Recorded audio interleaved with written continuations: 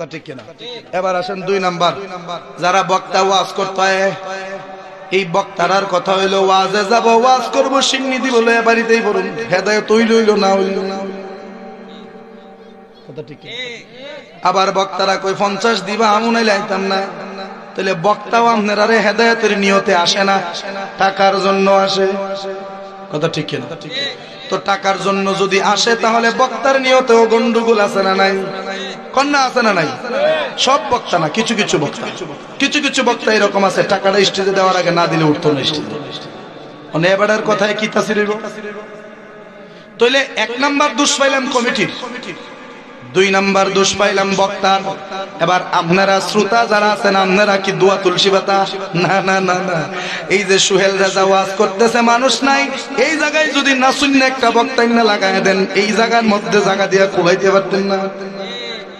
আপনারাও কিছু কিছু শ্রোতা আছেন এইরকম যে ওয়াজে যাব, কিছু শিখবো, কিছু আমল করব, ইমানটাকে মজবুত করব, এই নিয়তে আসেন না। কিছু কিছু শ্রোতা আছে এইরকম, যাইদো ওয়াজ যখন হইতেছে একটা গুর্তি দিয়া দেখাই বক্তার স্টাইলটা কেমন, বক্তা দেখতে কালা নাকি দলা, ফাকরি কি কালা বানছে নাকি সাদা বানছে, বক্তা কি লইরা সইরা ওয়াজ করে নাকি চুপচাপ বয়া ওয়াজ করে, বক্তা কি চিল্লায় ওয়াজ করে না নরম সুরে ওয়াজ করে, বক্তা কি কাউরে কিছু কইল কিনা, মানে বক্তারে যাচাই বাছাই করার জন্য, বাপ ভঙ্গিমা দেখার জন্য কিছু শ্রোতা আসে। এবার কোন কমিটির নিয়তে গন্ডগোল, তারা লোক দেখাইতে চায়, বক্তার নিয়তে গন্ডগোল, তারা টাকা নিতে চায়, শ্রোতার নিয়তে গন্ডগোল, তারা বক্তার ভাব দেখতে চায়। এবার কোন এত গন্ডগোলের মাঝখান দিয়া আল্লাহর হেদায়েত নামক নূর আসবে কিভাবে? কোন নূরটা আসবে কিভাবে? সিনার তো গন্ডগোল লাগাইতে রাখছে। এর চেয়ে বড় সমস্যা হলো, এটা একটা পবিত্র জায়গা, হেদায়েতের নিয়তে পবিত্র অবস্থায় বসতে হয়, কিন্তু অনেক মানুষ প্রস্রাব করে পানি না নিয়ে আইসা বসে পড়ে, অনেক মানুষ ওযু না করে আইসা বসে পড়ে। তো হেদায়েতটা আসবে কোথায় থেকে? কোন সব দিক দিয়ে গন্ডগোল, বেড়াচাল, সব দিক দিয়ে ফরমালিং দিয়া ফেস লাগাই তো রাখছেন, এই জন্য তাসির হয় না। কিন্তু আমি আপনাদেরকে বলি, যদি ইখলাসের সাথে, সবুরের সাথে, এক নিয়তে আল্লাহ এবং আল্লাহ রাসূলকে সন্তুষ্টি করার উদ্দেশ্যে জীবন পরিবর্তন করার জন্য যদি বসেন, অবশ্যই কোনো না কোনো কথা আপনার দিলে গিয়া টাচ করবে, কথা ঠিক কিনা? তবে দিলটারে তো প্রস্তুত করে বসতে হইব, কথা ঠিক কিনা?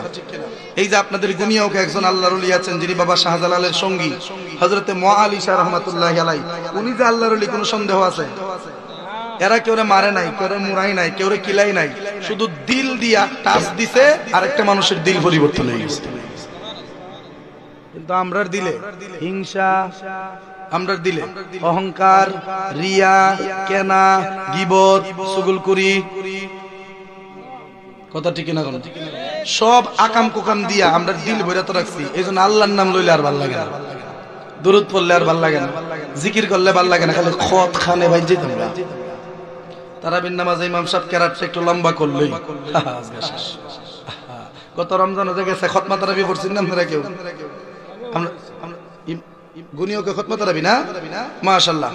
এই খতমা তারাবির মধ্যে আপনারা দেখছেন কিনা জানি না, কিন্তু আমি যখন হেফজ করি তখন দেখছি। কিতা করে জানেননি? হুজুর যখন প্রথম রাকাতের নিয়ত করে আল্লাহু আকবার, সামনের কয়েক কাতার মুসল্লি নিয়ত বানছে ঠিকই, সামনের কাতার, পরের কাতার, এরপরে পিছনের যে কাতারগুলি আছে সবগুলা বইয়ে দিছে, সবগুলা বইয়ে দিছে, সবগুলা বইয়া একটা বারিন্দার যায়, একটা গিয়া উদাউ দিতা করে, আর কে গিয়া একটা গুতায়, ইতা করে সময় কাটায়। যখন রুকুত যাবার আগে ইমাম সাহেব লম্বা টান দেনি, যেমন গায়রিল মাগদুবি আলাইহিম ওয়ালাদ-দাল্লিন, এটা কইলে তুই বুঝি রুকুত যাইব। হন দইরা দেন আয়া আল্লাহু আকবার, অহন প্রথম রাকাত নামাজ শেষ, অন দ্বিতীয় রাকাত নামাজ তো আর নিয়ত ভাঙ্গিয়া কোন আন্দাজে করতো না, অহন পড়ছি নি বিপদ, অহন তো ফুল কেরাত তার হুনন লাগবো, অহন নামাজ বই কিতা করে যাবে, নিয়ত বানছে ইমাম সাহেব কেরাত পড়ছে, একটা কো একটা নেই, তা একটা কো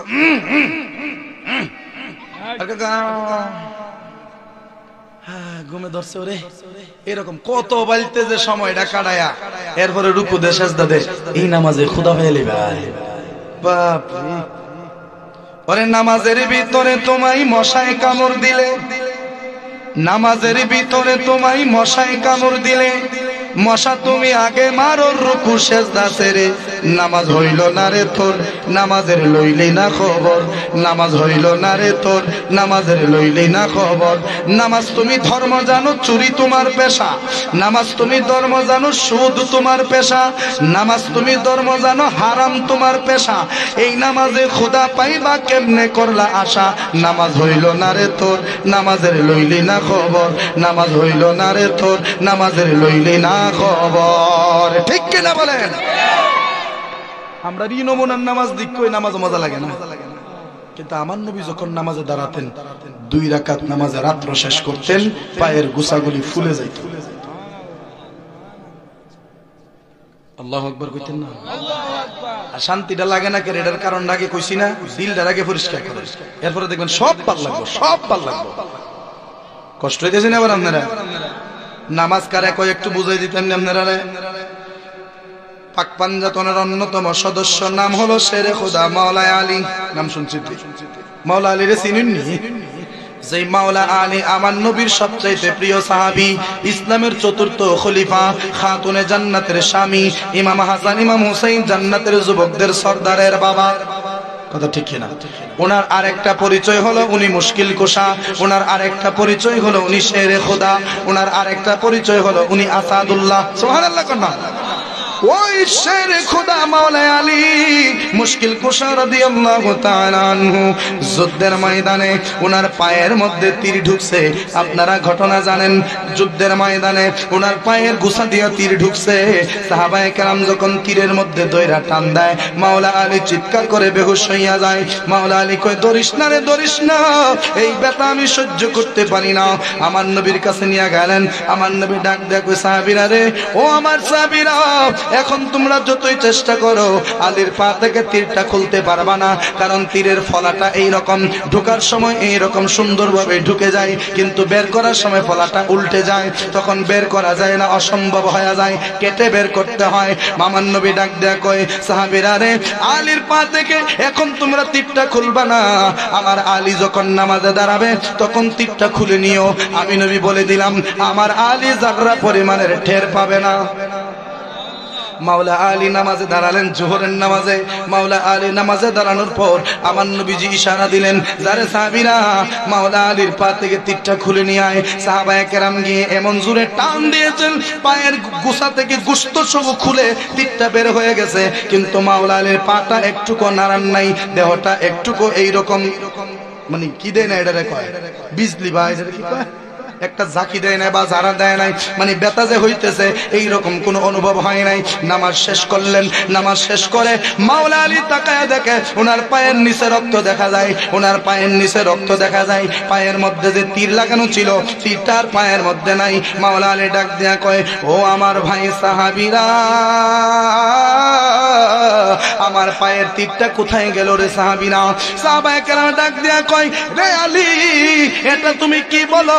তুমি যখন নামাজে দাঁড়াইছো, নামাজে দাঁড়ানো অবস্থায় তোমার পা থেকে তীরটা খুলেছি, তুমি কি কোনো খবর পাই নাই, পাও নাই? মাওলা আলী ডাক দেয়া কয়, সাহাবীরা রে, ও সাহাবীরা, খোদার কসম, কোন ফাঁকি দিয়া তীর খুলছো আমি আলী বলতেও পারি না। আমরা রে মশা কামড় দিলে নিয়ত ছাইরা দিয়া মশা মারি, কথা ঠিক কিনা? আমরার মশার কামড় সহ্য হয় না, মাওলা আলী তীরের ব্যথায়ও বলতেই পারে না। সুবহানাল্লাহ। ওনারাও নামাজ পড়তেন। নামাজের প্রতি মাওলা আলীর কত টান ছিল দেখেন। খাইবরের যুদ্ধের প্রান্তরে আমার নবী রাহমাতাল লিল আলামিনের উরু মুবারকের মধ্যে, মাওলা আলীর উরু মুবারকের মধ্যে আমার নবীজি মাথা মুবারক কানা দিয়া বিশ্রাম করতেছেন। ওই মুহূর্তে আসরের নামাজে রক্ত চলে আসলো। মাওলা আলী তো জিন্দেগিতে নামাজ কাজা করেন নাই, এমন আলী জিনার জীবনে কোনোদিন নামাজ কাজা করে নাই। আর আমরা সমাজের কত আলী খালি, কথা ঠিক কিনা? আমি ওই যে সচ্চা নিকো, সচ্চা বাড়ি নিকো, ওই যে নাম টাম যে রাহে, ইমাম সাহেবরা গিয়া দেরা হ্যাঁ, আমার মহল্লাত কত বাইত গেলাম, সত্যি খাইবার লেগে ফুলাফা নইলে কই নাম কি তা রাখতাম, হুজুর আপনি একটা সুন্দর করে রেখে দিন। আমি কই বড় ভাইয়ের নাম যখন আবু বকর, ছোট ভাইয়ের নাম যখন উমর, এরপর আল্লাহর নাম যখন উসমান, তখন আল্লাহর নাম রেখে আলী। না না না হুজুর, আলী মানে খালি। নাউজুবিল্লাহ করলাম। আলী মানে খালি, আমরা সমাজে বহু আলী আছে, এটা গরিব ফহির, কোথায় গরিব হয়ে যাবে, আলী রেখে না, আলী রেখে না, অন্য তারা অন্য তারা। নাউজুবিল্লাহ কইতেন না। কিন্তু আমি যে আলীর কথা কইতেছি ওই আলী খালি না, ওই আলী ভরপুর। সুবহানাল্লাহ কর না। তাহলে দেখেন কেমনে বল, আমার নবীজি মাওলা আলীর উরু মুবারকের মধ্যে নবীজির মাথা মুবারক কানা দিয়ে বিশ্রাম করতেছেন। ওই মুহূর্তে আসরের নামাজে রক্ত চলে আসলো, কিন্তু নবীজি চক্ষু বন্ধ করে বিশ্রাম করতেছেন। মাওলা আলী চিন্তা করতেছেন, আমি কি এখন আমার নবীকে ডাক দেব নাকি নবী ঘুম থেকে ওঠার জন্য অপেক্ষা করব? কারণ আল্লাহর নবী ঘুমাচ্ছে, আমি যদি ডাক দেই আমার বেয়াদবি হবে, আর ডাক যদি না দেই আমার আসরের নামাজটা ছুটে যাবে। আসরের নামাজটা ছুটে গেলে আমি আলী তো ওই আসরের নামাজটা পড়তে পারবো না। মনে রাখবেন বাবা, এক ওয়াক্ত নামাজ যখন ছুটে যায়, ওই নামাজের যতই কাজা আদায় করেন, যতই কাফারা দেন, ওই নামাজের হক আদায় শেষ পায় না। মাওলা আলী কয়, নামাজটা যদি কাজা হইয়া যায় আমি আলী কি করব? কিন্তু নবীর খেদমতে তো আমি আছি, এখন আমি কি করব? নবীকে ডাক দেব নাকি আমি নামাজ পড়ব?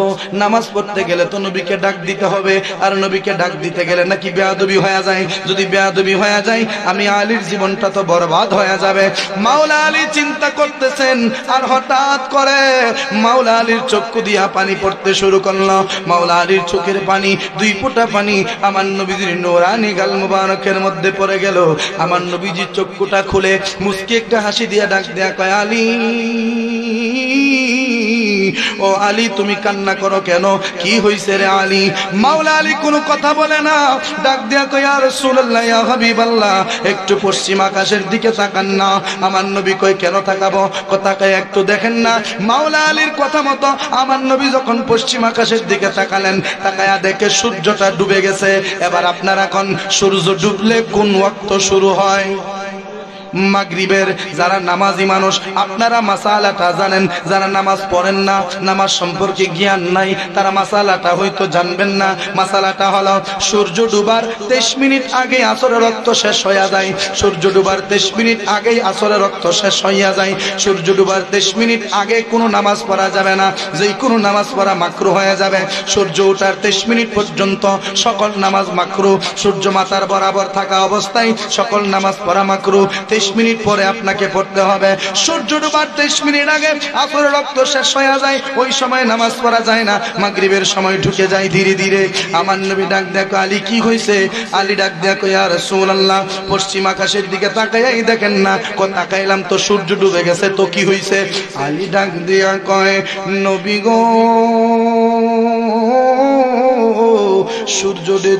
সূর্য যে ডুবে গেছে, আমরা তো আসরের নামাজ পড়া হয় নাই। সুবহানাল্লাহ কন্যা। নবী গো, আমরা তো আসরের নামাজ পড়া হয় নাই। আমার নবী ডাক দিয়ে কয়, আলী এই জন্য বুঝি টেনশন করতেছো? আলী ডাক দিয়ে কয়, ইয়া রাসূলুল্লাহ নামাজের প্রতি এতই মায়া জন্মায়া গেছে যে নামাজের রক্ত চলে যায়, নামাজ পড়া হয় নাই, এই জন্য আমি সহ্য করতে পারতেছি না। আমার নবী কই, আলী তুমি কি নামাজ পড়বা? সুবহানাল্লাহ। দুনিয়ার কোন হুজুরের সাহস আসেনি সূর্য ডুবার পরে কইতো যে আয়ো আলী আসর নামাজ পড়বা নি? আমার নবী কয়, আলী নামাজ তুমি পড়বা? আলী ডাক দিয়া কয়, ওই আমরার মতো যদি আদো বলা হইতো তাহলে কইলো কোন কি তাইডা ফরজ নামাজ, এটা কি ফরজ লাগতো না? কথা ঠিক না? অনেকে ফিরের সাথে তেমনি কথা কয়, ধমক দিয়া কথা কয়। আলী তখন বলতে পারতো, নবী গো ফরজ ছুটে যাচ্ছে, আপনি কোন ফরুমনি, আপনি তো বলছেন আমরা দুইজন মিলে পড়ে লাগে। তো আলী তখন কি কয় শুনেন, মাওলা আলী ডাক দেয়া কয়, নবী গো আপনি আমাকে জিজ্ঞাসছেন আসরের নামাজ পড়বনি? আমি বলি আপনার যদি মর্জি হয়। সুবহানাল্লাহ। ও নবী আপনি যদি পড়েন তাহলে আমি পড়ব, আপনি যদি চান। আমার নবীকে তাহলে রেডি হোক। সুবহানাল্লাহ। আমার নবী উযুও করলেন না, এমনিতে নামাজে দাঁড়ানোর প্রস্তুতি নিলেন। আমার নবী যে প্রস্তুতি নিলেন, উযু যে করলেন, নবী একটু আগে ঘুমাইছে না? কন্যা ঘুমাইছে কিনা? ঘুমাইলে উযু ভাঙে কিনা? আমরা ঘুমাইলে উযু ভাঙে না, কিন্তু নবী ঘুমাইলে উযু ভাঙে না, কারণ নবী তো ঘুমাই না। কেমনে ঘুমায় না এটার ব্যাখ্যা সেটা দিন। নবী যদি ঘুমাইতো তাহলে এই পৃথিবী মুহূর্তে ধ্বংস হয়ে যেত। এই পৃথিবী টিকে আছে মানে নবী ঘুমায় না। কেমনে প্রমাণ শেষে কোরআন দিয়া দিব, বানাই না কথা। আলী ডাক দিয়া কয়, ইয়া রাসূলুল্লাহ, ওয়াক্ত তো চলে গেছে, কেমনে পড়বো নামাজ? আমার নবীকে চিন্তা করিও না। নবীজি শাহাদাত আঙ্গুলি মুবারক পশ্চিম আকাশের দিকে ইশারা দিলেন। শুধুমাত্র এইরকম ভাবে আঙ্গুলটা দিয়ে ডুবন্ত সূর্যটাকে উপরের দিকে ওঠার জন্য যখন ইশারা দিলেন, নবীজির আঙ্গুলের ইশারায় ডুবে যাওয়া সূর্য আসরের নামাজে রক্তে এসে হাজির হয়ে গেছে। আরো জোরে কন্যা সুবহানাল্লাহ। আমার নবী কই, আলী আসরের নিয়ত করুন। আলী কই, নবী গো, অরিজিনাল নিয়ত করুন নাকি কাজা নিয়ত করুন? পারি অরিজিনাল রক্তের নিয়ত করুন। সুবহানাল্লাহ। নামাজ পড়লেন, আসরের সালাম ফিরানোর সাথে সাথেই সূর্যটা আবার মাগরিবের রক্তে চলে গেছে। নবী কই, আবার নিয়ত করো। আলী কই, কিসের? মাগরিবের। আরো জোরে কন্যা সুবহানাল্লাহ। খাইবরে প্রান্তে আলীর কোলে নবী সাইয়্যিদ, না আসরের নামাজ কাজা হয়ে যায় নবীকে জাগায় না। খাইবরে প্রান্তে আলীর কোলে নবী সাইয়্যিদ, না আসরের নামাজ কাজা হয়ে যায় নবীকে জাগায় না। ডুবন্ত সূর্য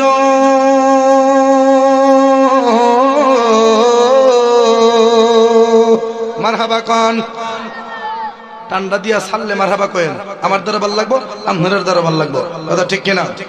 ডুবন্ত সূর্য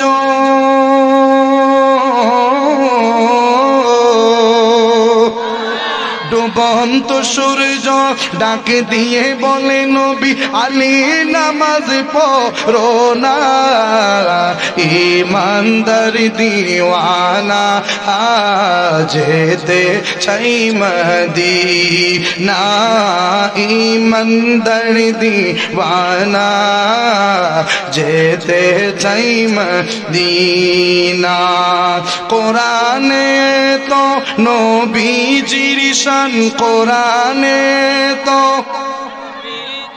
শান মুনাফিক দেখে না, ইমানদার দিওয়ানা যেতে চাই মদিনা, ইমানদার দিওয়ানা যেতে চাই মদিনা। কন্যা মারহাবা।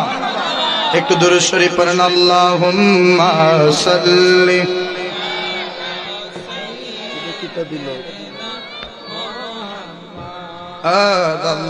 আল্লাহুম্মা সাল্লি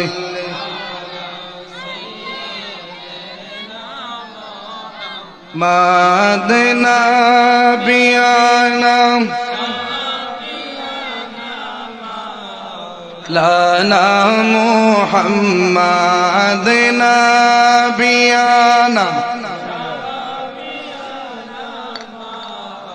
লানা মুহাম্মাদ আল্লাহুম্মা সাল্লি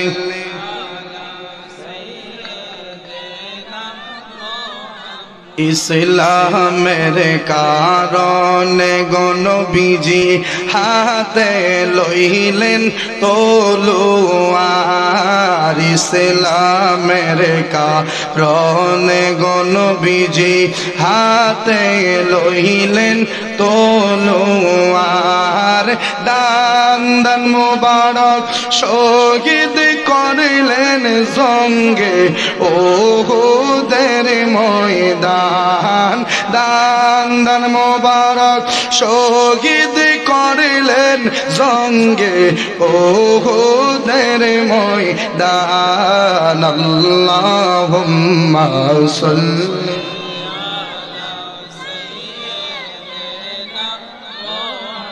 মাদনা বিয়ানা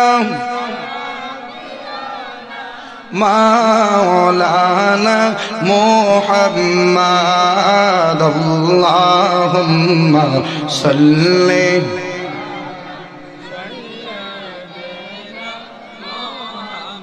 মোহব্বতে কন্যা মারহাবা। আপনার জজবা আছে নি? একটা তাকবীর দেন দেখি, শয়তানরে একটু দূরে সরাইতে হবে, জোরে সরে নারায়ে তাকবীর। এই তাকবীরটা দিলে উপকার আছে মিয়া।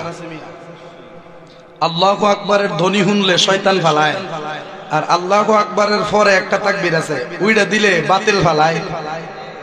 কথা ঠিক কিনা কোন? জোরে কোন নারায়ে তাকবীর, নারায়ে রিসালাত, আহলে সুন্নাত ওয়াল জামাত, সুন্নি মহাসম্মেলন, বাগদাদি কাফেলা বাংলাদেশ। জোরে কোন মারহাবা, আর জোরে কোন মারহাবা। শতান্ড দূরে হরাইলাম, বাতিল দূরে হরাইলাম, এখন হল আশেকের একটা প্রেমের খেলা হয়ে যাব। কথা ঠিক কিনা কোন? কিসের খেলা? জোরে কোন কিসের খেলা? প্রেমের খেলা। মসজিদে নববী মে ঘর সে आपके मिंबर तलक, मस्जिदे नबवी में घर से आपके मिंबर तलक, आपने जन्नत का टुकड़ा कह दिया तो हो गया, मोज़िज़ा मेरे नबी का कह दिया तो हो गया, मोज़िज़ा मेरे नबी का कह दिया तो हो गया। ও আমার গুনিয়কের বাবারা, ও আমার সুন্নি আশিকের রাসূল ভাই বাবারা, আল্লাহর নবী রাহমাতুল লিল আলামিনকে আমার আল্লাহ তাআলা এত ভালোবাসেন, আমার আল্লাহ তাআলা এত মহব্বত করেন। আমার নবীর ব্যাপারে আমার আল্লাহ তাআলা ডাক দিয়া বলেন, ওয়া রাফা'না লাকা যিকরাক, আমি আপনার শান, আপনার মান, আপনার ইজ্জত, আপনার আজমত, আপনার সম্মান, আপনার মর্যাদা আমি আল্লাহ তাআলা সমুন্নত করে দিয়েছি, আমি আল্লাহ রফা করে দিয়েছি, আপনার সম্মানকে আমি আল্লাহ অনেক উপরে উঠায়া দিয়েছি। ইয়া রাসূলুল্লাহ নবীজি, দুনিয়ার সমস্ত সৃষ্টি জগৎ যদি আপনার বিরুদ্ধে অবস্থান করে আপনার শান-মান খাটো করতে পারবে না, কারণ আপনার শান-মান তুলে ধরে রেখেছি আমি আল্লাহ। চিৎকার মেরে বলেন না সুবহানাল্লাহ। এই জন্যই তো যত বাতিল নবীকে যত ছোট করার চেষ্টা করে সে নিজেই ছোট হইয়া যায়, নবীকে আমাদের মতো বললে সে নিজেই ধ্বংস হইয়া যায়। আল্লাহর নবীর দুরূদকে ব্যঙ্গ করার কারণে কিছু মানুষের চেহারা পর্যন্ত পরিবর্তন হইয়া গেছে। আল্লাহর নবীজির সম্মান নিয়ে কথা বলার কারণে কিছু মানুষের জীবন তো একেবারে ধ্বংস হইয়া গেছে। গোলাম আহমদ কাদিয়ানী নামে একটা দুষ্ট ছিল, যে নিজের নবী দাবি করেছিল, সে বলতেছে মুহাম্মদ নাই, মুহাম্মদের পরিবর্তে আমি হলাম নবী। নিজেকে নবী দাবি করে সে তো মুরতাদ হয়ে গেল, সে তো জাহান্নামী হয়ে গেল, কিন্তু নবীর সাথে তো বেয়াদবি করে বসেছে। এই জন্য আল্লাহ তাআলার সহ্য হয় নাই। আমার আল্লাহ ডাক দিয়া করে, বান্দা, ওরে আমার নাফরমান বান্দা, আমার নবীকে তুই, আমার নবীকে বাদ দিয়ে নিজেকে নবী দাবি করার মাধ্যমে আমার কোরআনকে তুই অস্বীকার করলি, খাতামুন নবিয়িনকে অস্বীকার করলি। এই জন্য তোর মৃত্যুটাও স্বাভাবিক হবে না, তোর মৃত্যুটা আমি অস্বাভাবিক বানায়া দিলাম। ওই গোলাম আহমদ কাদিয়ানের মৃত্যু হয়েছে মানুষের পুরান মাল ডেলিভারির জায়গায়। জোরে কন্না নাউযুবিল্লাহ। পুরান মাল কোনটায়? কেউ কেউ লেট্রিন, কেউ কেউ টাট্টি, কেউ কেউ বাথরুম, কেউ কেউ ওয়াশরুম, কেউ কেউ গোসলখানা। ও মা গো, কত জাতের নাম, সব মিলাই একটা, এটার নাম টাট্টি। এটার নাম কি দা? টাট্টি। আমি চিন্তা করলাম কোনটা টাট্টি কোনটা লেট্রিন, কি তা ও তখন বাইর করলাম ওই যে আগে বাসের উঠতে বই আঁকতো, এটা হইলো টাট্টি। এরপরে এটার সে একটু উন্নত হইলো, এটা লেট্রিন। এরপরে মনে করেন না রিং টিং বসায় একটু ফাঁকা টাক্কা কইরা জাডারে করলো, এটা বাথরুম। আর গোসলখানা জাডার ভিতরে গোসলখানা আগুন না জায়গা এক জায়গা।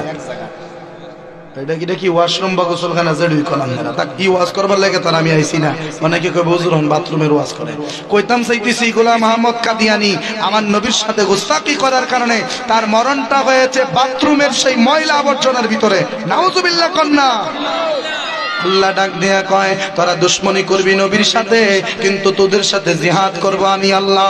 দুশ্মনী করবি নবীর সাথে, কিন্তু শাস্তি দেব আমি আল্লাহ, কারণ আমি আমার হাবিবকে গোটা সৃষ্টি জগতের সমস্ত কিছুর চাইতে বেশি ভালোবাসি। সুবহানাল্লাহ কন্না। কদ্দুর ভালোবাসে আপনারা একটা প্রমাণ দেই দেখেন, আপনারা একটা প্রমাণ দিয়েই শোনায়া দেই। মসজিদে নববী মে ঘর সে আপকে মিম্বর তলক, মসজিদে নববী শরীফের মিম্বর শরীফ থেকে আমার নবীর হুজরা শরীফ পর্যন্ত, মানে বর্তমানে আমার নবীজির রওজা মোবারক যেই জায়গায় আছে এই জায়গাটাই ছিল আমার নবীজির হুজরা, যেখানে মা আয়েশা সিদ্দিকার নিয়ে আমার নবীজি থাকতেন। সুবহানাল্লাহ। নবীদের ব্যাপারে মাসালা হলো, নবীরা যেই জায়গায় ইন্তেকাল করবে ওই জায়গায় তাদেরকে দাফন করতে হবে, ওই জায়গা থেকে নাড়ানো যাবে না। হযরত ইউসুফ আলাইহিস সালাম নীল নদের মাঝখানে ইন্তেকাল করার কারণে ইউসুফ নবীর মাজার কিন্তু নীল নদের নিচে। সুবহানাল্লাহ। নীল নদের মধ্যে ইউসুফ নবীর মাজার, ইউসুফ নবীর রওজা শরীফ, আমার নবীজির রওজা শরীফ যেই জায়গায়, এই জায়গাটার মালিকানা ছিল মা আয়েশা সিদ্দিকা। মা আয়েশা সিদ্দিকা রাদিয়াল্লাহু তাআলা আনহা নবীজির ইন্তেকাল শরীফ করার পর ওই জায়গার মধ্যে আমার নবীজির রওজা মোবারক বানালেন। এবার আপনারা কোন এই পৃথিবীতে এমন কোন নারী সমাজ আসেনি যেই নারী সমাজ নিজের ঘরের ভিতরে নিজের স্বামীকে কবর দেবে? কোন নিজের স্বামীকে নিজের ঘরে কবর দিবে? এই রকম স্ত্রী জগতে দেখাতে পারবেন না। স্বামী যদি ওসিয়ত করে স্ত্রীরে আমি মারা যাওয়ার পর তোমারে সাইরা দূরে থাকতে পারতাম না রে স্ত্রী, আমি তোমারে এতটাই ভালোবেসে ফেলেছি, আমি সব সময় তোমার কাছাকাছি থাকতে চাই, তুমি যেই জায়গায় ঘুমাইবা ওই খাটের নিচে আমার কবরটা কইরা দিতে পারবা কিনা, আমি তোমারে ওসিয়ত করব। স্ত্রী ডাক দিয়া বলবে তুমি মারা যাইবা, তুমি যাইবা বাচ্চারের নিচে, তুমি যাইবা পুকুরের ওই পার, তুমি যাইবা গুরুস্থানে, তুমি আমার ঘরে থাকবা কেন? এই ওয়াদা আমি রাখতে পারবো না, এই ওসিয়ত আমি রাখতে পারবো না, কারণ ঘরের ভেতরে কবর, দিনের বেলায় কবর দেখলে ডরাই, রাত্রের বেলা তোমার কবর নিয়া, তোমার কবর নিয়া রাত্রের বেলা আমি থাকবো কিভাবে? অসম্ভব। এইরকম জামাইয়ের দরকার নাই। দেখবেন এই কথা কোয়ার পরেই বউ আমনের ছেড়ে দিয়ে যাইবো গা, কথা ঠিক কিনা? কিন্তু মা আয়েশা সিদ্দিকা রাদিয়াল্লাহু তাআলা আনহা আমার নবীজির রওজা মুবারক মা আয়েশা সিদ্দিকার হুজরা শরীফই দিলেন, আমার নবীর হুজরা শরীফই দিলেন। ওই জায়গা থেকে মিম্বর শরীফ পর্যন্ত মাঝখানের যে জায়গাটা, হুজুর আমার সাথে একমত হবেন, মাঝখানের যে জায়গাটা, ওই জায়গাটাকে বলা হয় রিয়াজুল জান্নাহ। কি বলা হয়? এখানে মক্কা মদিনা গেছেন কেডা কেডা, মানে হজ করছেন কে, উমরা হোক বা হজ হোক? মাশাআল্লাহ, হাজী সাহেব পিছনে বই রইছে, আমরা হচ্ছে দামি মিয়া, এই সুখ দিয়া কাবা দিকেছে, এই সুখ দিয়া মদিনা দিকেছে, মারহাবা কন্যা। একজন পাইলাম। মসজিদ নববীর ভিতরে একটা জায়গা আছে, যে জায়গাটার নাম হলো রিয়াজুল জান্নাহ। এই রিয়াজুল জান্নাতে নামাজ পড়ার জন্য মানুষ পাগল হয়ে যায়, কথা ঠিক না? হাজী সাহেবরা পাগল হয়ে যায়, অনেক পুলিশের ধাক্কা খাইয়া ওই জায়গায় গিয়া 2 রাকাত নামাজ পড়ে। অনেক সময় মানুষ নামাজে দাঁড়াইলে মানুষের ধাক্কা ধাক্কির কারণে পুলিশ এসে আলগস এইরকম দইরা নিয়ে আরেকখানা খাড়া হারাই দেয়, কথা ঠিক কিনা? এই রকমটা হয় কারণ ওই জায়গায় তো জায়গাটা কম, ওই জায়গায় তো একসাথে হাজার হাজার মানুষ নামাজ পড়তে পারে না। আপনারা কোন যেই জায়গাটাকে রিয়াজুল জান্নাহ বলা হয়, এই জায়গাটার দাম বাড়লো কিভাবে? রিয়াজুল জান্নাহ মানে জান্নাতের বাগান, গোটা মসজিদটাই তো জান্নাতের বাগান, কথা ঠিক কিনা? কোন মসজিদটা হচ্ছে জান্নাতের বাগান, পুরো মসজিদে নববীটাই হলো জান্নাতের বাগান। এবার আপনারা কোন গোটা মসজিদটাই যদি জান্নাতের বাগান হয়, আলাদাভাবে ওই জায়গাটাকে রিয়াজুল জান্নাহ কেন বলা হলো? ওই জায়গাটাকে আলাদাভাবে রিয়াজুল জান্নাহ কেন বলা হলো? দুনিয়ার মানুষ নবীর শান বুঝে না, দুনিয়ার মানুষ নবীর মান বুঝে না, দুনিয়ার মানুষ নবীর ইজ্জত, নবীর আজমত, নবীর কদর, এইগুলা দুনিয়ার মানুষ বুঝে না। যদি কোনো মানুষ, দুনিয়ার কোনো মানুষ যদি নবীর শান বুঝতো, আল্লাহর নবীর শানে ইয়া নবী সালাম আলাইকা বলতে গেলে সে কোনোদিন দলিল খুঁজতো না, কথা ঠিক কিনা? কোন দেখেন এই জায়গাটাকে জান্নাতের বাগান বলার কারণ হুজরা শরীফ থেকে মিম্বর, হুজরা শরীফ থেকে মিম্বর, ফজরের সময় নবী যাইতেন, ফজরের নামাজ পড়ে আবার নবী ঘরে আইতেন, জোহরের সময় নবী যাইতেন, জোহরের নামাজ পড়ে আবার ঘরে আসতেন, আসরের সময় যাইতেন আসতেন, মাগরিবের সময় যাইতেন আসতেন, এশারের সময় যাইতেন আসতেন। দৈনিক নবীজি ওই ঘর থেকে মিম্বর শরীফ পর্যন্ত 5 বার যাইতেন, মিম্বর শরীফ থেকে ঘরে 5 বার আসতেন। দৈনিক এই জায়গা দিয়া নবীজির আসা যাওয়া হয়তো 10 বার। কয়বার? 10 বার। একদিনে যদি 10 বার হয়, 30 দিনে 3 দশে 30, 300 বার, কথা ঠিক কিনা? একদিনে 10 বার, এক মাসে 300 বার। 300 বার আমার নবীজির কদম মোবারক এক মাসে ওই জায়গায় লাগে, তাহলে এক বৎসরে কতবার লাগে দেখেন, এক বৎসরে কতবার লাগে?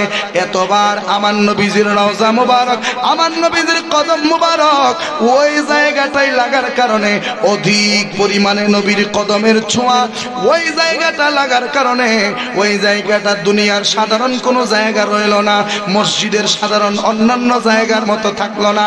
এই জায়গাটাকে আলাদাভাবেই নবী জান্নাতের বাগান বলে ঘোষণা দিয়েছেন। হাদিস তো আছে, কি হাদিস? মা বাইনা বাইতি ওয়া মিম্বারি রাউদাতুম মির রিয়াদিল জান্নাহ।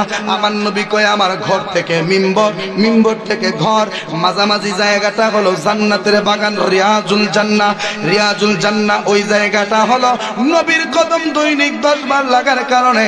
এবার আপনারা কোন নবীর কদম দৈনিক 10 বার লাগার কারণে ওই জায়গাটা যদি জান্নাতের বাগান হতে পারে, আমার নবী পুরো বডি মুবারক লইয়া যে রওজা আর মাটির মধ্যে ঘুমিয়ে আছেন, ওই রওজাটা কি কম দামি নাকি বেশি দামি? জান্নাতের ঠিক কত দামি, কথা ঠিক কিনা কর না? কিসের চেয়ে দামি? জান্নাতের চেয়ে দামি। এগুলো তো বুঝে না। মনে রাখবেন ফারুক হুজুরের একটা কথা, ছেলে মেয়েদেরকে মাদ্রাসায় দিবেন, সুন্নি মাদ্রাসায় দিবেন, বড় আলেম হইলে না হইলে নাই, বড় বেয়াদব হইতো না, কথা ঠিক কিনা কর? বকু আলেম আমি নিজের চোখে দেখেছি, যারা আলেম হয়েছে ঠিকই মারে চিনে না, বাপরে চিনে না, কথা ঠিক কিনা? কিন্তু কোন সুন্নি আলেম মা বাপের মনে কোনোদিন কষ্ট দেয় না। কেন দেয় না? কারণ তারা জানে মা বাপের কদর অনেক বেশি, কারণ তারা নবীরে কদর করে অভ্যাস আছে, কথা ঠিক কিনা? কষ্ট হইতেছে আপনারা?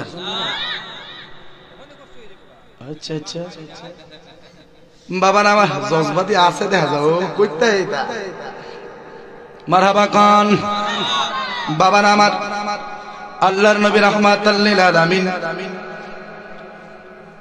আল্লাহ তাআলা এত দাম দিয়েছেন, এত কদর করেছেন, এত ইজ্জত দিয়েছেন যে আল্লাহর নবী রাহমাতাল লিল আলামিন জবানে বলা লাগে না, অন্তরে বললেই দোয়া কবুল হয়ে যায়। সুবহানাল্লাহ, অন্তরে বললেই দোয়া কি হয়ে যায়? কবুল হয়ে যায়। আমার নবী যদি দোয়া করত, উহুদ পাহাড়টারে স্মরণের পাহাড় বানায়া দিতেন, কথা ঠিক কিনা? আচ্ছা, দুজাহানের বাদশা নবী না? তো নবী যদি আল্লাহ উহুদ পাহাড়টারে স্মরণের পাহাড় বানায় দিলাম, আল্লাহ কি দিত না? দিত। কিন্তু নবীজি কোনোদিন এই রকম দ্বন্দ্বলতের জন্য দোয়া করে নাই। আমার নবীজি দ্বন্দ্বলতের আকাঙ্ক্ষা করে নাই, কারণ আমার নবী জানেন নবীর উম্মতের মধ্যে বেশিরভাগ উম্মত থাকবে গরিব, গরিবদের দুঃখ ভাগাভাগি কইরা নেওয়ার কারণে আমার নবী নিজে দুজাহানের বাদশা হইয়াও গরিবী সুরত ধারণ করেছেন। সুবহানাল্লাহ কইতেন না? ওই নবীরে বলবেন কেন? আপনি জান, আপনি আজকে রওজায় মদিনার রওজা শরীফের ভিতরে গিয়া কানটা লাগায়া দেখেন, এখনো উম্মতি উম্মতি বলেই কাঁদে, এখনো নবী উম্মতি উম্মতি বলেই কাঁদতেছে। দুনিয়াতে আসার পরে উম্মতি উম্মতি বলে কেঁদেছেন। মা আমেনা বলেন, আমার নূরের পুতুল যখন ভূমিষ্ঠ হলো, আমি দেখি আমার নূরের পুতুল খতনা করা, আমার নূরের পুতুল পায়জামা পরা, আমার নূরের পুতুল পাঞ্জাবি পরা, চোখে সুরমা লাগানো। আয়েশাই আর কোনো কথা নাই, কপালটা মাটিতে লাগাইয়া দিছে, মাটিতে লাগায়া কি যেন কইতেছে, আমি কানটা লাগায়া দেখলাম কইতেছে লা ইলাহা ইল্লাল্লাহ ইন্নী রাসূলুল্লাহ, আল্লাহ ছাড়া মাবুদ নাই আর আমি আল্লাহ তাআলার প্রেরিত রাসূল। এরপরই তিনি বলতে শুরু করে দিয়েছেন, রব্বি হাবলি উম্মতি, রব্বি হাবলি উম্মতি। সুবহানাল্লাহ। আমরা তো মনে করি রব্বি হাবলি উম্মতি মানে আল্লাহ আমার উম্মতকে মাফ করে দাও, এটাই তো আমরা মনে করি, কিন্তু এটার অর্থ এটা না হুজুর, এটা ভালো করে বুঝবেন। কারণ রব্বি হাবলি উম্মতি, ও আল্লাহ আমার উম্মতরে তুমি আমাকে দিয়ে দাও, হেবা হেবা কি করে দাও? দলিলের মধ্যে একটা দলিল আছে না? কি দলিল? হেবা দলিল আছে না? এই হেবা কইরা দাও, রব্বি হাবলি উম্মতি, আল্লাহ আমার উম্মতরে ক্ষমা করো না, আমার উম্মতরে আমারে দিয়ে দাও। নবীর উম্মতরে নবীর কাছে দিয়া দিলে নবী লয়া জান্নাতে দেব। সুবহানাল্লাহ। এই দোয়াটা নবী সবসময় করতেন। নবী জপে উম্মতি উম্মতি, আর উম্মতে নবী নবী জপবার কোনো সুযোগ নাই। উম্মতে জফে কিতা জফে তো আপনারা জানেন মোবাইল মোবাইল টেহা টেহা শান্তি শান্তি সুখ সুখ সম্পদ সম্পদ ইতা জফে কথা ঠিক কিনা বাবা আল্লাহর হয়ে যান আল্লাহর কাজ করেন রাসূলের প্রেমিক হয়ে যান দ্বন্দ্বলত আপনার জন্য অপেক্ষা করবে দ্বন্দ্বলতে সুখ নাই দ্বন্দ্বলতে কি নাই সুখ নাই এখন কইবার যে হুজুর এটা কিতা কইলেন দ্বন্দ্বলতে সুখ নাই মানে আরে মিয়া দ্বন্দ্বলতে সুখ নাই আবার দ্বন্দ্বলত ছাড়া সুখীও হওয়া যায় না তার মানে এটার দ্বারা কি বুঝলাম দ্বন্দ্বলত এতটাই প্রয়োজন আমার যে যেইটুকু হলে আমি সুখী থাকতে পারি তে সুখী থাকতে গেলে কি কোটিপতি হওয়া লাগে বাঙ্গা গরো সুখে তাহন জানা কন্যা তাহন যায় কিনা বড় বড় বিল্ডিং ওয়ালা যারা আছে 10 তলা 15 তলা 20 তলা 100 তলা বিল্ডিং ওয়ালা যারা এরা গিয়ে জিগায় দেখেন মানসিক শান্তি নাই বাহিরে দা তাইনের দামের অভাব নাই ইজ্জতের অভাব নাই ঘরের ভিতরে গেলে বউয়ের দ্বারা ছাড়েন আরো দাম ফেলা রাত্রে বেলা বিছনাত ঘুমাইবো বউ এক বাজুদে এক মোবাইল লইয়া আমেরিকার এক বেড়ার সাথে সেটিং আর জামাই সহির আরেক বাজুদা ঘুমাইয়া আরেক দিকটা করত দিয়া যুক্তরাষ্ট্রের আরেক বিড়ির সাথে সেটিং মানে জামাই বউ ঘুমাইছে এক বিছনার ঠিকই একজন আরেকজনের প্রতি ভালোবাসা দেওয়ার সুযোগ নাই কারণ ভালোবাসা তাইনেরা আরেকজনটা দিলাইছে কথা ঠিক কিনা কথা কারণ বেশিরভাগ বড়লোক ফ্যামিলিতে এরকমটা হয় স্ত্রীকে স্বাধীনতা দিয়ে দেওয়া হয় এই জন্য স্ত্রী যা মন চায় তাই করে স্বামী চাকরিতে যায় যতক্ষণ চাকরিতে থাকে ততক্ষণ আরেক পুরুষ নিয়ে পশ্চিম শেষ পর্যন্ত পুরুষের মনেও শান্তি থাকে না স্ত্রীর মনেও শান্তি থাকে না দুজনের মনে শান্তি নাইতে বিয়া করে লাভ হইল কি 3 দিন পরে ডিভোর্স আর ডিভোর্স দেওয়ার অন্যতম কারণ হইল তার দ্বন্দ্বলতের এক ভাগ হয়ে এলিব বউয়ে এই জন্য তাই না আগে ভাগে জায়গা লয়া তোরে বিয়া করার উদ্দেশ্য মূলত তোর সাথে ঘর করা না রে তোর সাথে বিয়া করার উদ্দেশ্য তোর সম্পত্তি হাতানি কথা ঠিক কিনা কন কিন্তু আপনারা কন এই যে মুরব্বী চাচা হুজুরও মুরব্বী হয়ে গেছে ওনারা জিগায় দেখেন বিয়া করার পরে কত দয় দরবার স্বামী স্ত্রীর মধ্যে হইছে কিন্তু কোনোদিন সারাসারির পর্যায়ে যায় নাই কথা ঠিক কিনা কন না কারো সংসারের বয়স 40 কারো সংসারের বয়স 70 কারো সংসারের বয়স 80 বছর কথা ঠিক কিনা কন কত দরবার সে দুইটা পুরা পুণ্যি হয়ে গেছে গা এরপর একটা আরেকটার সারা থাকতে না কত ভালোবাসা তাদের মধ্যে আর আজকাল দেখা যায় আজকে বিয়ে হইছে 3 মাস পরে বউ বাহের ভাই জামাই ভাই সব মীমাংসা সব শেষ হ্যাঁ আর শেষ হইতো না কেমনে কারণ আমরা জোড়া লাগাইবার আগে শেষের চিন্তা করি জোড়া লাগাইবার আগে কিছু বাস্তব কথা কইতেছি বোঝার চেষ্টা করেন জোড়া লাগাইবার আগে মানে বিয়া দিবার আগে আমরা বিয়া ভাঙবার চিন্তা করি কেমনে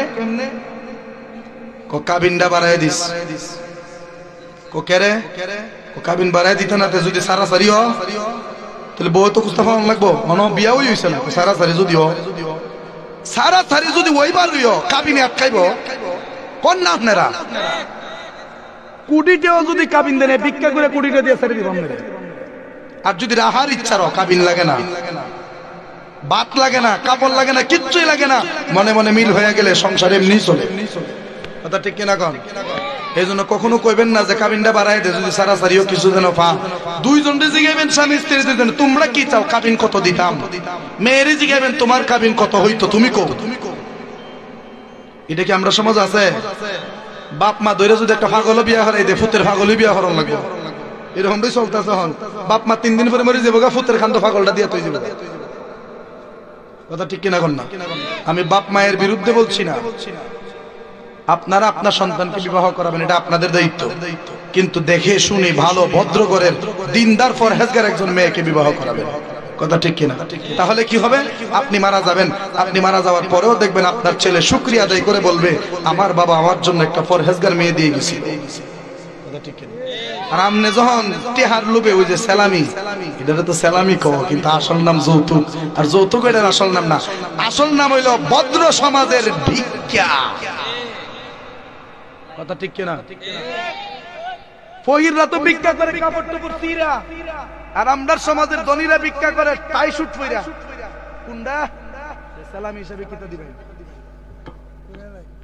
যৌতুক হারাম যৌতুক কি জোরে কোন যৌতুক কি হারাম আল্লাহর রহমতে একটি হো যৌতুক নিছি এটা চলতেছে হন যৌতুক যত বেশি বিয়ার তত গুরুত্ব যৌতুক নাকি সাদা সিধা বিয়া অথচ নবী কয় যেই বিয়াতে খরচ যত কম ওই বিয়েতে আল্লাহর রহমত তত বেশি। সুবহানাল্লাহ কইতেন না? মনে কষ্ট পাইলিছেন আপনারা? বাবা শোনা কষ্ট পাইছেন নি? কষ্ট পাইলে কুস্তা করেন না, হক কথা। বাবারা আমার, ও আমার গুনিয়াউকের বাবারা, আমরা নবীর পাগল, আমরা নবীর আশিক। আমাদের প্রত্যেকটা কার্যকলাপ শরীয়ত সম্মত হওয়া চাই, আমাদের প্রত্যেকটা কার্যক্রম আমার নবীর সুন্নত মোতাবেক হওয়া চাই। আপনি একজন মানুষ, আপনি একজন মুসলমান, আপনি একজন সুন্নি মুসলমান। আপনার থুতার মধ্যে অবশ্যই আমি দাড়িটা দেখতে চাই, আপনার মাথায় অবশ্যই আমি টুপিটা দেখতে চাই, আপনার পরনে অবশ্যই গেঞ্জি অথবা পাঞ্জাবি দেখতে চাই, আপনার পরনে লুঙ্গি অথবা পায়জামা অবশ্যই দেখতে চাই, আপনার পকেটে মিসওয়াক অবশ্যই থাকা চাই, আপনার পকেটে টুপিটা অবশ্যই থাকা চাই, আপনার পকেটে তাসবির দানাটা অবশ্যই থাকা চাই। কারণ আপনি যদি গাড়ি ঘোড়ার মধ্যে চলাফেরা করেন, হঠাৎ করে যদি গাড়িটা অ্যাক্সিডেন্ট হয়ে যায়, আপনি অ্যাক্সিডেন্টের মধ্যে পড়ে যখন মইরা যাবেন, আপনি মারা যাওয়ার পরে আপনি দেখবেন কি, আপনি দেখবেন যে একদম ভর্তা হয়ে গেছেন। অনেক অ্যাক্সিডেন্টের ভিডিও আমাদের সামনে আসে, দেখলে কলিজাটা মানানো যায় না। রাস্তার মধ্যে এমন ভাবে অ্যাক্সিডেন্ট হলো, রাস্তার সাথে একেবারে মিশে গেছে, তার লাশটাকে চিনার মতো কোনো উপায় নাই, সে কি মুসলমান না হিন্দু বোঝার মতো কোনো উপায় নাই। তখন তার পকেট চেক করে আইডেন্টিফাই করার জন্য পকেটের মধ্যে যখন কোনো আইডেন্টি কার্ড অথবা এমন কিছু পায়, তখন পরিচয় নিশ্চিত হয়। কিন্তু মুসলমান না হিন্দু সেইটা নিশ্চিত হয় না। তখন কি করে যে দেখি পকেটের মধ্যে টুপি আছে কিনা, দেখি পকেটের মধ্যে তসবিহ সরা আছে কিনা, দেখি পকেটের মধ্যে মিসওয়াক আছে কিনা। যদি সবকিছু চেক করার পরে দেখে একটা টুপি পকেটে আছে, তখন ধরে নিবে সেই লোকটা মুসলমান ছিল। তখন তার জানাজা হবে, দাফন হবে, নাইলে তো ফুইরা লইব। কথা ঠিক কিনা কন? তখন তার জানাজা হবে, দাফন হবে। তখন যদি টুপি না পায়, একটা তসবির সরাও যদি পকেটে পায়, তখন দেখবেন ওই লোকটা কি করবে, আপনাকে জানাজা করেই দাফন করবে, যে তসবি যেহেতু আছে লোকটা মুসলমান ছিল। তারপরে যদি তসবিও না থাকে, একটা আতরের শিশিও যদি রাখেন, ওইটা দেখলেও কিছু আন্দাজ করতে পারবে নবীর সুন্নত আতর ব্যবহার, সেই লোকটা আতর ব্যবহার করতো মানে মুসলমান ছিল। একটা মেসওয়াক যদি পাওয়া যায়, বলবে মেসওয়াক তো নবীর সুন্নত, অতএব লোকটা মুসলমান ছিল, তারে জানাজা দেয়। এইরকম ভাবে যদি আপনি আপনার জানাজাটা অ্যাক্সিডেন্টের পরেও চান, আপনাকে অবশ্যই সুন্নতের উপর আমল করতে হবে। আর যদি আপনি এমন জায়গায় অ্যাক্সিডেন্ট করলেন যেই জায়গায় আপনারে কেউ চিনে না, আপনার পকেটে কোনো মিসওয়াক নাই, আপনার পকেটে কোনো সুন্নতের কোনো চিহ্ন নাই, আপনার পরনে পাঞ্জাবিও নাই, আপনার থুতায় দাড়িও নাই, আপনার মাথায় টুপিও নাই, আপনার পরনে জুব্বাও নাই, আপনার পরনে পায়জামাও নাই, আপনাকে চিহ্নিত করার জন্য কোনো কিছুই নাই, তখন কি করবে জানেননি? আপনার লুঙ্গিটা টান দিয়া খুলবে, অথবা আপনার পায়জামাটা টান দিয়া খুললা আপনার লজ্জাস্থানটা দেখার পরে নিশ্চিত হবে আপনি মুসলমান নাকি হিন্দু। কথা ঠিক কিনা? যদি কাটা থাকে বুঝবে মুসলমান, আকাটা থাকলে বুঝবেন অন্য ধর্মের। যদি দেখে কাটা, তাহলে জানাজা দিয়ে দাফন করবে। এবার আপনারা কোন মৃত্যুর আগে এখন যদি আপনাদের কাউকে বলা হয় লজ্জাস্থানটা অন্য কাউকে দেখাতে পারবেননি, আপনারা বলবেন এটা কশ্চিন কালেও সম্ভব না, আমার লজ্জাস্থান কাউকে দেখাবো কেন? এইটা তো গুপ্ত জিনিস, গোপন রাখা চাই, কারণ এইটা দেখলে আমার ইজ্জত চলে যাবে, আমার সম্মান চলে যাবে। তো দুনিয়াতে প্রাত বাইচা থাকা অবস্থায়, দুনিয়াতে জীবিত থাকা অবস্থায় যদি আপনার সম্মান, আপনার ইজ্জত বাঁচানোর জন্য আপনি যদি লজ্জাস্থান অন্য কাউরে দেখাইতে না চান, মৃত্যুর পর আপনার লজ্জাস্থান অন্য কেউ দেখুক, সেইটা কি আপনি কোনোদিনই চান? কোন? যদি না চান সুন্নতের উপরে আমল করেন, যদি না চান শরীয়ত মেনে ইসলামী পোশাক আশাক আপনারা পরেন। কথা ঠিক কিনা? বাবারা আমার, আমরা যখন কবরের মধ্যে শোয়া দেওয়া হবে, কবর, এই কবর 3.5 হাত গর্ত, কিন্তু নবী ডাক দিয়া কয় এইটা শুধু 3.5 হাত গর্ত না, এই কবরটা কাহারো জন্য হবে জান্নাতের বালাখানা, এই কবরটা কাহারো জন্য হবে জাহান্নামের বিশাল বড় গর্ত। এই কবরের মধ্যে কেউ থাকবে শান্তিতে, এই কবরে থাকবে কেউ দুঃখে, এইরকম ভাবে তাদের কবরের জীবন চলবে।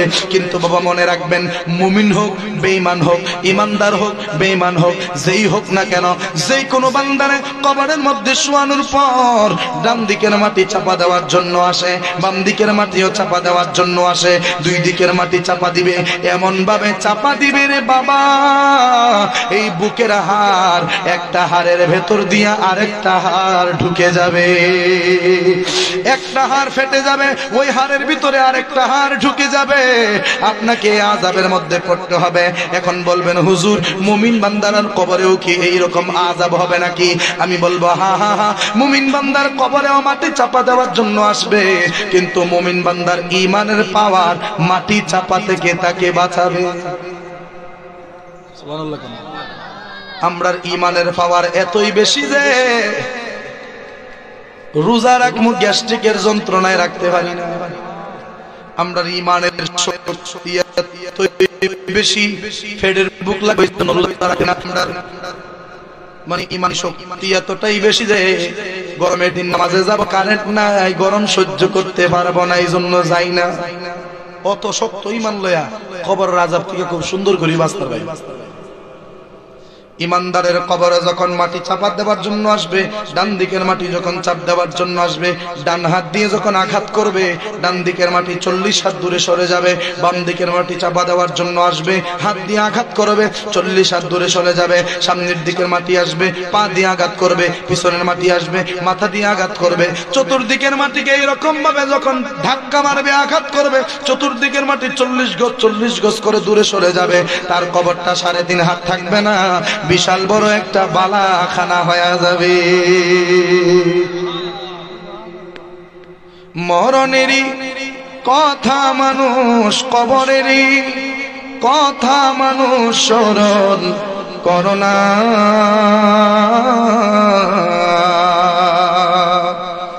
আজরাইলা শিলে পড়ে কফিয়ত চলবে না, আজরাইলা শিলে পড়ে কফিয়ত চলবে না, মরণেরই কথা মানুষ স্মরণ করোনা,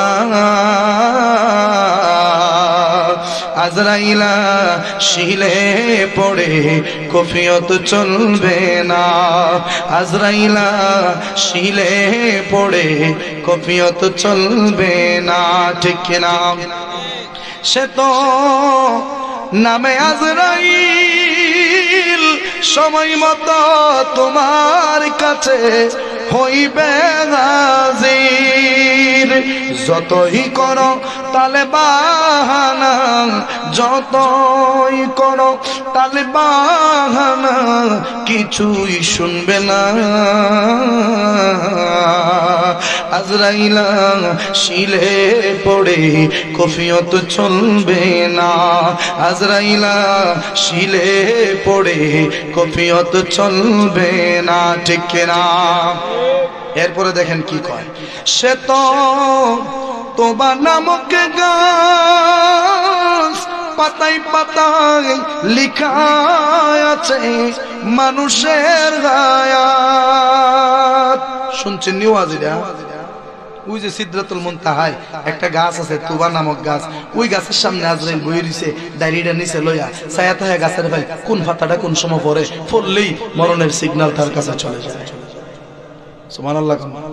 সে তো তোবা নামক গাছ, পাতায় পাতায় লিখা আছে মানুষের হায়াত, পাতা যখন ঝরে যাবে, পাতা যখন ঝরে যাবে, মৌতের নিশানা, আজরাইলা শিলের মন কফিয়ত চলবে না, আজরাইলা শিলের মন কফিয়ত চলবে না, ঠিক না? আমার গনিয়াও কের বাবারা, আজরাইল আসলে কফিয়ত দেওয়ার কোনো সুযোগ নাই। আপনি যদি বলেন রে বাবা আমারে আর 5টা মিনিট পরে নাও, আমারে 1 ঘন্টা পরে নাও, আমারে 2 ঘন্টা পরে নাও, এখনো তওবার সুযোগ হয় নাই, আগে তওবাটা করি তারপরেই আমার রূহটা কবজ করো। আরে বাবা আজরাইল এইগুলা শোনার টাইম নাই। আজরাইল সময় হয়ে যাবে, 1 সেকেন্ড আগেও করা হবে না, 1 সেকেন্ড পরেও করা হবে না। আল্লাহ ডাক দেয়া কই ওয়া মা তাদরি নাফসুম বিআইনি আরদিন তামুত, এই জমিনের মধ্যে কোন জায়গায় তোমার মরণ হবে সেইটা তুমি জানো না, কোন জায়গায় তুমি মরবা সেইটা তুমি জানো না।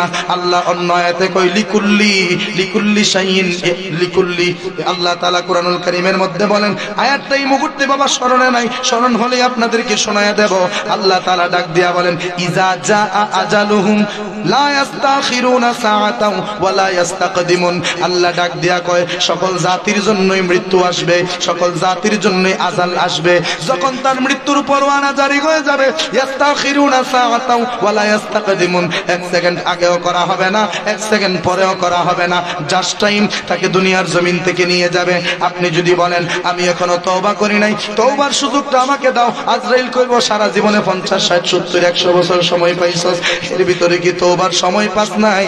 বান্দার কথা আজরাইল শুনবে না, আপনার রূহটা কবজ করে নিয়ে যাবে।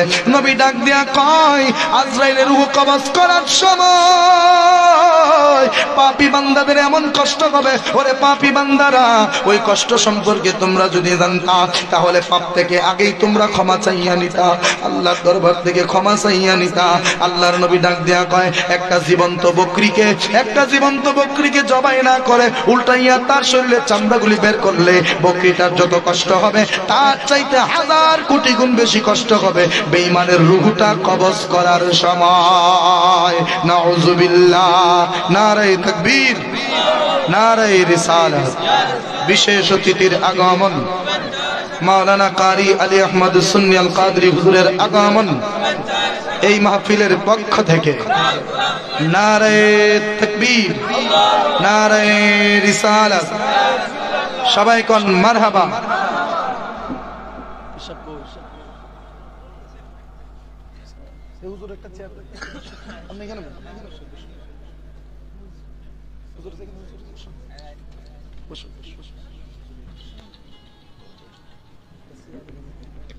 আপনারা খুশি না বেজার? যেরকম খুশি না বেজার? এতক্ষণ সাউন্ডটা কামড় ধরে রাখছি, কিন্তু ওই 10-15 মিনিট ধরে সাউন্ডটা অনেক চমৎকার হয়েছে। আর কেড়ে ধরে রাখছেন এটা আমি বুঝছি, কারণ ওটু মোটু যেটা আছে তা সব সাজে লাগাইছে, একসাথে টান দিছে সব, এই জন্য বাবা ভোল্টেজে খুব মাইট দিছে। কিন্তু 10টা বাজছে তো সব ওটু মোটু চার্জ হয়ে গেছে, তখন এটা ভোল্টেজ হইতেছে, সাউন্ড টেলতাছে। মারহাবা কন্যা, আর জোরে কন্যা মারহাবা। জীবন্ত বকরির বাচ্চা উল্টু সিলে ফেললে যতটা কষ্ট হবে এর চেয়ে বেশি কষ্ট হবে বেঈমান বান্দার রূহ কবজের সময়। এখন আপনারা কি ইমানদার নি? ইমান আসেনি? আপনি তো কইছেন অবশ্যই, এরা তো কেউ রাজিও না। জালা জোরাইনা, জালা জোরাইনা রে, ওরে ভিতরে লাই গাছে আমার নবীর প্রেমের আগুন রে, ওরে জ্বালা জোরাইনা, জ্বালা জোরাইনা রে, জ্বালা জোরাইনা, জ্বালা জোরাইনা রে। কন্যা মারহাবা। অনেকে কইব হুজুর আজকে দিয়ে বাউলা লেছেন ওয়াজ, আমি রিসালাতের উপরেই ছিলাম, নবীজির শানের উপরে আলোচনা করতেছিলাম, কিন্তু কবর আর মরণের উপরে কেন আইছি জানেন? আমার ওঠার সময় একজনে কইছে যে হুজুর কবর সম্পর্কে একটু কইয়া না, এই জন্য একটু টাচ দিলাম, কষ্ট হয়েছে আপনারা। ও আবুল্লাহ ভাই না কি ভাই যে ওনার বাড়ি তো আমি আইছিলাম কিছুদিন আগে, ঠিক না? ওইখানে মরণের আলোচনা মজাই এই করছিলাম, ওই সময় কথা বলতেও ভালো লাগছিল, কিন্তু মানুষ তেমন একটা পাইছিলাম না, ঠিক না? আজকে তো মোটামুটি আসুন কিছু, ওই দিন আমি শেষ পর্যন্ত তেমন একটা মানুষ পাইছি না, কিন্তু কথাবার্তা আপনাদেরকে শুনিয়েছি, এই জন্য আজকে একটু শোনাইলাম আপনাদেরকে। বেঈমানের মৃত্যুর কষ্টটা এতই বেশি যে জীবন্ত বকরির চামড়া ছিললে যতটা কষ্ট হয় এর চেয়ে 1000 গুণ বেশি। আর মুমিনের কষ্ট কত জানেননি? ভিডিও কয়ালাই মায়ের বুকের দুধ পান করতে করতে দুধের শিশুটা মায়ের কোলে ঘুমায়া যায়, মায়ের কোনো ঠের পায় মানে ঠের থাকে না, খবর থাকে না। কথা ঠিক কিনা? কোন সময় বাচ্চাটা দুধ খাইতে খাইতে ঘুমাই গেছে, মা কইতারে আজকে দিয়ে ঘুমাই গেছে, খবরে নিয়ে তোরা যেমন ভাবে দুধের বাচ্চা দুধ খাইতে খাইতে ঘুমায়া যায়, মায়ের খবর থাকে না। নবী ডাক দিয়া বলেন, মুমিনের রূহ আজরাইল বের করে নিয়ে যাবে, কোনো খবরই থাকবে না। সুবহানাল্লাহ কন্যা। এই মরণের প্রস্তুতি নেওয়ার দরকার আছে না নাই? বাবা, বাংলাদেশের পরিস্থিতি খুব খারাপ, গোটা বিশ্বের মুসলিম বিশ্বের পরিস্থিতি খুব খারাপ। ফিলিস্তিনের মানুষদেরকে মানুষ মনে করতেছে না, পাখির মতো গুলি করে করে বোমা মেরে মেরে মেরে ফেলতেছে। কথা ঠিক কিনা কন? আপনারা এখানে যারা আছেন, ইসরায়েলের পক্ষে কেডা আর ফিলিস্তিনের পক্ষে কেডা? ফিলিস্তিনের পক্ষে কেডা কেডা আছেন? কন্যা মারহাবা, আরো জোরে কন মারহাবা। আল্লাহ কবুল করুক, কোন আমিন। কেন হাতটা তুলাইলাম? কারণ আছে, হাত নামান। মোল্লা আমার মতো একটু মাথাত ফাকরি, মাথাত পরনে জুব্বা, তুতাই দাড়ি, হে কইতেছে যে ইসরায়েলের পক্ষে তোমরা, ইসরায়েলের বিপক্ষে যে তোমরা এইভাবে লাগতাছো, কি আছে তোমরা ইসরায়েলের সাথে কোলাই পারবানি তোমরা? ইসরায়েল তো পৃথিবীর চতুর্থ শক্তিশালী রাষ্ট্র, এর সাথে গেলে লাগো কেরে? এটা দিয়ে কি বুঝাই? ইসরায়েলের জন্য মায়া কান্না। আর ইসরায়েলের জন্য মায়া কান্না একমাত্র তাদেরই হইতে পারে যারা ইহুদির বাচ্চা। এই কথা ঠিক কিনা কন? যারা ইহুদির দালাল একমাত্র তারা ইসরায়েলের পক্ষ নিতে পারে। আর যাদের ভিতরে বিন্দু মাত্র ঈমান আছে, যাদের ভিতরে বিন্দু মাত্র নবীর মহব্বত আছে, ফিলিস্তিনের পক্ষেই তারা বলবে। কথা ঠিক কিনা কন? কেমনে কয় যে সৌদিরে যে তোমরা বক্তাছ, সৌদি কি অর্থ? নামাজ শুনি তোমরা, তোমরা তো ফিলিস্তিনের পক্ষ নেও। তুই ব্যবসা করো, ব্যবসায়ী বালা, মধু বেচস তুই মধুই বালা। ওই কি রে, ওই কি রে, এবারটা কি দা মধু, মধু বাঙালি রে বাঙালি। তুই মধু বেচস মধুই বালা, তুই ফতোয়া দিতে আসকে রে। কথা ঠিক কিনা কন না? হ্যাঁ, তোমরা যে ফিলিস্তিনের পক্ষ নিতেছ, তোমরা পারবা ফিলিস্তিন জয় করতে? নামাজ যদি পড়ো না। আচ্ছা, নামাজের সাথে সাপোর্ট করার কি সম্পর্ক? নামাজ তো আমল। হুজুর চলে আসছে, আমি কথা শেষ করে দেব। নামাজ তো আমল, কিন্তু ঈমান, ঈমানি জজবা আলাদা জিনিস। কথা ঠিক কিনা? এই যে নবীর মহব্বতে একজন ইন্ডিয়ান, ভারতের কোন জায়গার জানে শহীদ হয়ে গেছিল, যে তার নামটা যেন কি, শহীদ লিয়াকত না কি নাম জানে, ইলিমউদ্দিন। হ্যাঁ, শহীদ ইলিমউদ্দিন, সে নবীর মহব্বতে শহীদ হইছে। এবার কোন তার তো তাই কি দাড়ি ছিল? দাড়ি ছিল না তো, কিন্তু নবীর মহব্বতে শহীদ হয়ে তো জান্নাতি হয়ে গেছে। মহব্বত এক জিনিস, সাপোর্ট করা এক জিনিস, ইমানি জজবা এক জিনিস, আর আমল আর এক জিনিস। কথা ঠিক কিনা কন? আমরা এখান থেকে কার সাপোর্ট করি? ফিলিস্তিনের। কাদের? ফিলিস্তিনের সাপোর্ট করি। আল্লাহ যেন তাদের মজলুমদেরকে আল্লাহ হেফাজত করে। কোন আমিন। একটা প্রতিবাদী গজল একটু অনেক গায়ালাই, কি কন? এটা অনেক কইলে দাম। বিশ্বের মুসলিম জাগো জাগো, শোনো ফিলিস্তিনিদের চিৎকার। বিশ্বের মুসলিম জাগো জাগো, শোনো ফিলিস্তিনিদের চিৎকার। সময় এসেছে ঘুরে দাঁড়াবার, প্রাণের দাবি আল আকসা। আমদারি আওয়াজে প্রতিবাদী গজল, জোরে কন্যা ঠিক কিনা? বিশ্বের মুসলিম জাগো জাগো, শোনো ফিলিস্তিনিদের চিৎকার। সময় এসেছে ঘুরে দাঁড়াবার, প্রাণের দাবি আল আকসার। আকসায় আমাদের চেতনা, আকসা কেড়ে নিতে দেব না। ঠিক কিনা? কথা বলেন ঠিক কিনা? ফিলিস্তিনে হচ্ছে শহীদ আমার ভাই মুসলিম, আর কতকাল থাকবে বসে বিশ্বের মুসলিম। ফিলিস্তিনে হচ্ছে শহীদ আমার ভাই মুসলিম, আর কতকাল থাকবে বসে বিশ্বের মুসলিম। ফিলিস্তিনের স্বাধীনতা ফিরিয়ে দিতে হবে, মুসলমানদের হত্যা করার বদলা নিতে হবে। ঠিক কিনা কন? বাংলাদেশেরই শাহজালালের মতো, বাংলাদেশেরই শাহপরানের মতো, বাংলাদেশেরই সিপাসালার মতো, বাংলাদেশেরই মিরানশার মতো, বাংলাদেশেরই মালিশারি মতো, বাংলাদেশেরই কেল্লাসার মতো ইমানি আওয়াজ দাও বিশ্বের মুসলিম। কথা ঠিক কিনা? ফিলিস্তিনে হচ্ছে শহীদ আমার ভাই মুসলিম, আর গতকাল থাকবে বসে বিশ্বের মুসলিম। ফিলিস্তিনে হচ্ছে শহীদ আমার ভাই মুসলিম, আর গতকাল থাকবে বসে বিশ্বের মুসলিম। ঠিক কিনা? রক্ত তো হেরার জড়াইছে না, রক্ত আমরা জড়াইছে। কথা ঠিক কিনা?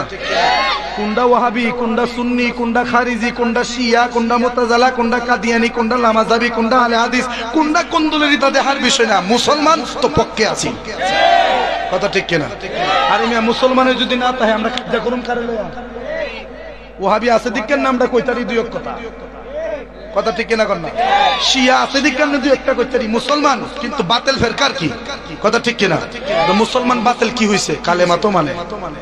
অতএব এরারে বাঁচাইবার দরকার, এরারে বাঁচাইলে তো আমরা কিছু কিছু করতাম, কিন্তু এরা তো বিদুর্মী, এরা তো আমরা গন্ডির বাইরে, কথা ঠিক কিনা?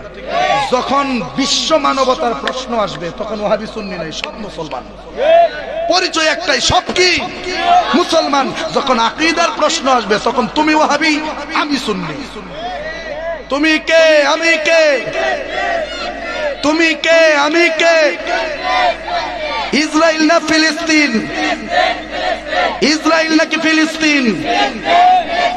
মারহাবা কর, আল্লাহ কবুল করুক, সকলে বলি আমিন। আমার